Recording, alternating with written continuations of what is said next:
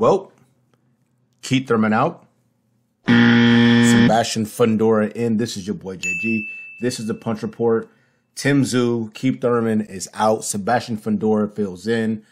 I'm going to break down what this means. Let's just get into the content right now. If you have not been here before, this is your boy JG. This is the Punch Report. Come in, like, subscribe, hit that bell icon to be notified of the latest and greatest when it drops. Now, first and foremost, full disclosure, on this channel, I primarily focus on fight breakdowns, jabs, footwork, feints, stuff like that. But occasionally I will dabble into some more of the dramatic portions of the sport. We had a bout scheduled for Saturday, March 30th. That's 2 weeks from now, actually a little less than 2 weeks. Time Tzuyu, Keith Thurman moving up a weight, coming off a long layoff. A lot of back and forth about what this fight means. Time Tsuyu's on a crazy tear. Knocked out Tony Harrison, beat up Brian Mendoza, who was on a 3 or 4 fight winning streak, had some notable wins, and was really doing his thing. People were excited to see this bout. The undercard is filled out pretty well, but we are now in a substitution position or situation with Sabastian Fundora taking over for one Keith Thurman. Now, before I go into like a very, very small mini breakdown of Time Tzuyu Fundora, I want to just kind of ruminate on the Keith Thurman aspect of this. I did a prediction video and I said Keith Thurman would likely, if not get stopped, get beat up badly, similar to Brian Mendoza. One of the things I think that would be favorable, and I mentioned this in the breakdown video, is Keith Thurman is a very athletic fighter and he has active footwork. Time Tsuyu's not the fastest guy. He has good ring generalship, but Keith Thurman's athleticism and his ability to manipulate the ring in space, move, set his feet, then throw heavy punches. He does carry good power. He can either knock you out or damage you significantly. Would, you know, be one of the things that Time Tzuyu would have to check for. Regardless of that, Keith Thurman is out. Time Tzuyu is now facing Fundora. When it comes to Keith Thurman, at this point, I wonder what's next for him in his career. His last outing was against Mario Barrios, coming off a Gervonta Tank Davis loss, coming up to 47, that being Barrios. Then you had a long layoff. And the Time Tzuyu fight, in my opinion, well, I'm not saying it was a bad fight or it wasn't exciting.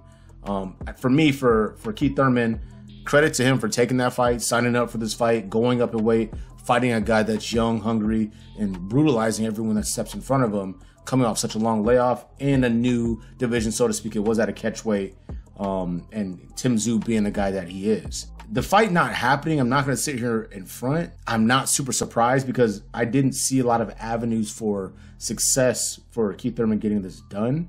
And the only reason why I bring that up is because sometimes when fighters have an injury in camp, which is common in nature, if you've been around the sport, you know this, they'll figure out a way to get into the fight and try to make it through if they really feel like the opportunity is massive, or I should be able to get this dude even at 40%, 50, 60%. There's too many variables and unknowns for Keith Thurman. Layoff, reoccurring injury, going up in weight, notable puncher, and a guy on a significant winning streak that looks to be on his way to making a legitimate name for himself, that being Time Tzuyu.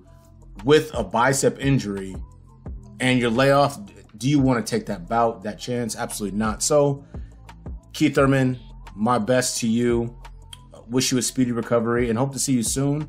If you ever see this video, I would like to see you at 47, but I do understand and recognize that if you took on Time Tzuyu and beat Time Tzuyu going up the ladder, it provides you the opportunity to have more significant bouts down the road. Moving on to the Sabastian Fundora portion of this.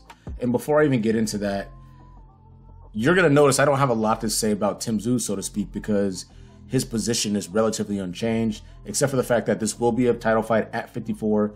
Fundora campaigns at 54, and we're going to get into this mini breakdown right now. But as far as Time Tzuyu is concerned, I don't have anything new or explorative to say about him in his position.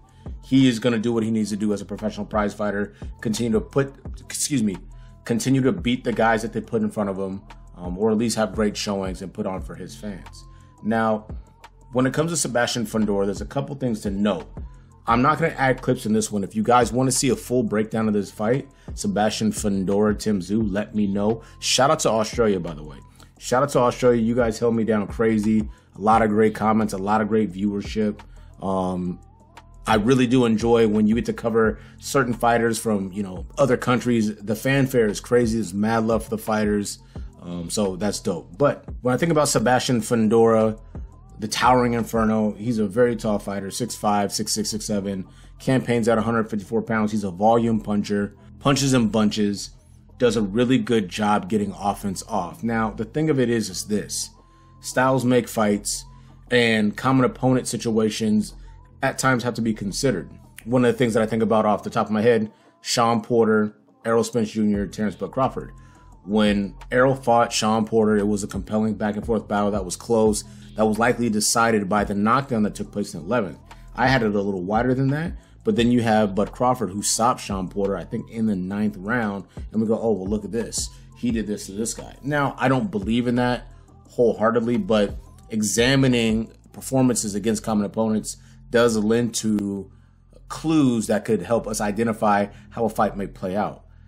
If you look at the Brian Mendoza, Sabastian Fundora fight, fun fight, back and forth action. Brian Mendoza definitely wore a little bit of damage because I don't think he was being as smart as he could have been defensively. However, what he did do was put himself in a position to land something significant, which means he had to sacrifice something.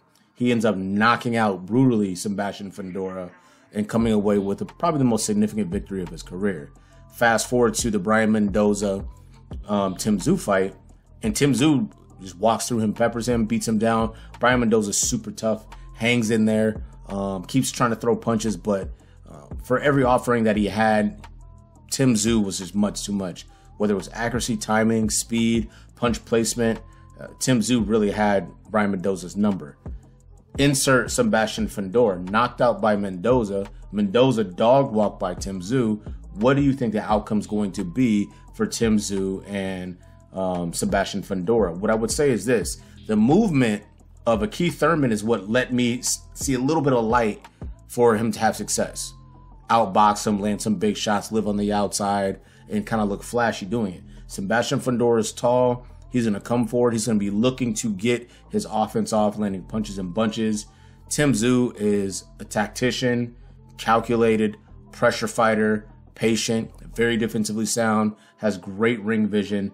I think the lack of overall movement for Sabastian Fundora for a small preview or breakdown spells trouble for him, possibly getting stopped again 2 fights in a row, which I think is unfortunate because he's a good young fighter.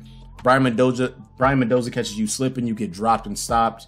Okay, cool. He caught me with a beautiful shot, didn't see it coming, I got dropped.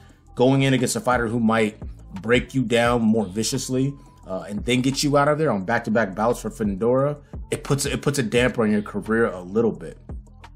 Not mad at this fight, still not mad at the undercard. Like I said to you guys before, let me know in the comment section, do you want to see a full breakdown of Sabastian Fundora, Tim Tszyu? I'll give you keys to victory for both combatants. Right now, I think Keith Thurman, even coming up in weight, had a better opportunity than Sabastian Fundora just because of the style and the inability for Fundora to move. I appreciate his all-action style for the most part. He throws a lot of punches. I think he fights a little smaller than he should be fighting, and I don't mean from a weight perspective. I mean from an application of the sport perspective, utilizing a longer jab, keeping guys on the outside, utilizing a little bit more footwork, and relying on your strength, so to speak, as a fighter.